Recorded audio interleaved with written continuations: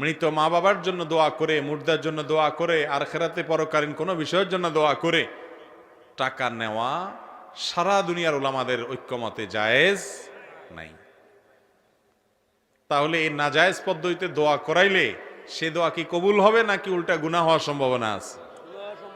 কিন্তু আমাদের সমাজে সেটা খুব বেশি সুপ্রতিষ্ঠিত, ঠিক না ঠিক? জীবনে মুসলমানের নামগন্ধ তার শরীরে নাই, জীবনে নাই, কিন্তু বাপ মরছে, মা মরছে, চল্লিশা, কুলখানি, 7 দিনা, দোয়ার অনুষ্ঠান পত্রিকায় দিয়া বিভিন্ন ভাবে শামিয়ানা টাঙ্গাইয়া হইলেও করে, ঠিক না ঠিক?